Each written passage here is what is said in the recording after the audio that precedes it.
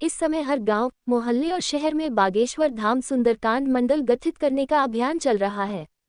बागेश्वर धाम पीठाधीश्वर धीरेन्द्र कृष्ण शास्त्री के मार्गदर्शन में चल रहे इस कार्य के तहत विगत रोज छतरपुर में देश भर के गठित किए गए सुंदरकांड मंडलों के प्रतिनिधियों का एक दिवसीय महासम्मेलन आयोजित हुआ। बागेश्वर महाराज ने मंडलों के प्रतिनिधियों से संवाद करते हुए कहा कि साधु संतों के कमंडल और बागेश्वर धाम सुंदरकांड मंडलों के सहयोग से भारत को हिंदू राष्ट्र बनाया जा सकता है। उन्होंने कहा कि महान संतों और महापुरुषों ने जो परंपराएं चलाई वे आज भी चल रही हैं, भले ही वे महापुरुष अब इस दुनिया में नहीं है। शहर के सागर रोड में स्थित सिद्धि मैरिज गार्डन में बागेश्वर धाम शिष्य मंडल एवं वर्तमान में देश भर में गठित किए गए बागेश्वर धाम सुंदरकांड मंडलों के प्रतिनिधियों का एक दिवसीय महासम्मेलन आयोजित हुआ। परंपरागत रूप से शुरू हुए इस महासम्मेलन में महाराज श्री ने हनुमान चालीसा का पाठ कराकर सबकी वाणी पवित्र कराई।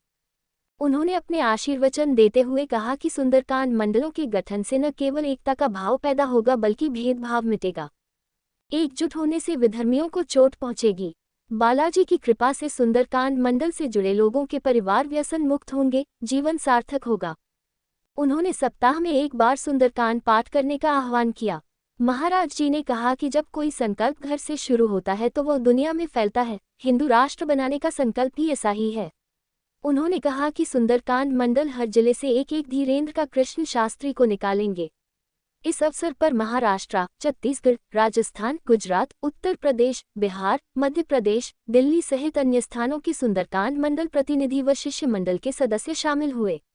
कार्यक्रम का संचालन सुंदरलाल रेकवार ने किया। भीड़ से क्रांति नहीं आती। बागेश्वर महाराज ने कहा कि कभी भी भीड़ से क्रांति नहीं आई। कोई व्यक्ति ही आगे आता है और उसके विचारों से जब लोग जुड़ते हैं तभी क्रांति का रूप तैयार होता है। महाराज श्री ने सुंदरकांड मंडलों के प्रतिनिधियों से कहा कि वह जनकल्याण के लिए निकल पड़े।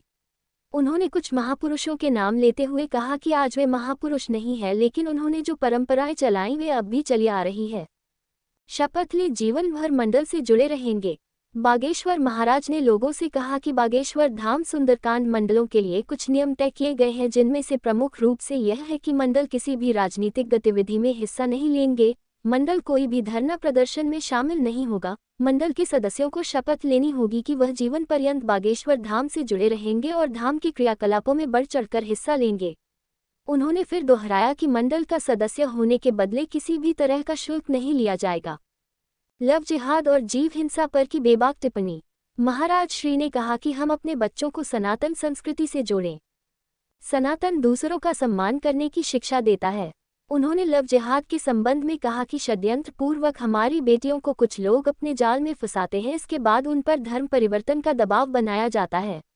बेटियां उनकी बातों से इनकार करती हैं तो उन्हें अपनी जान गंवानी पड़ती है। महाराज श्री ने कहा कि लगातार हो रही घटनाओं से सचेत और सतर्क रहने की आवश्यकता है। उन्होंने कहा कि अपने बच्चों के साथ साथ आसपास रहने वाले परिवारों को भी इसके लिए आगाह करें। उन्होंने जीव हिंसा को कतई उचित नहीं ठहराया, ताकि उस क्षेत्र में भी जागृति आ सके। इसलिए जितने भी जगह से आज मंडल के लोग बैठे, थोड़ी गंभीर बात थी।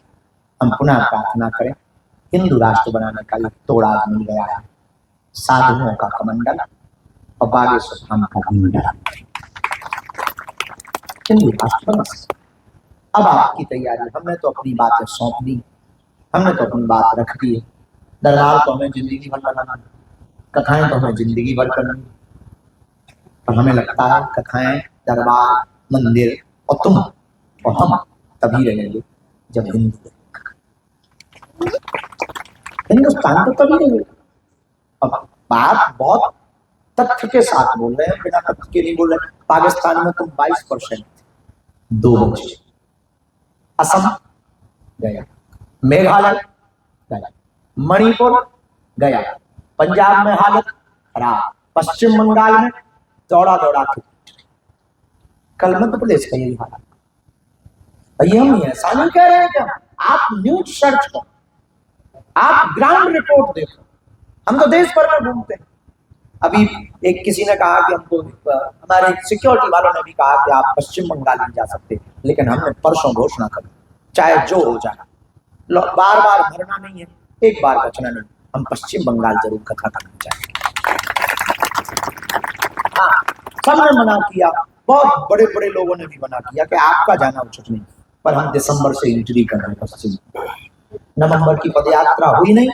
अगर हम नहीं जाएंगे, अगर हम डर जाएंगे तो उन हिंदुओं को बचाएगा बल कौन दे? और मीडिया से, भाषणबाजी से, बयानों से बल नहीं है।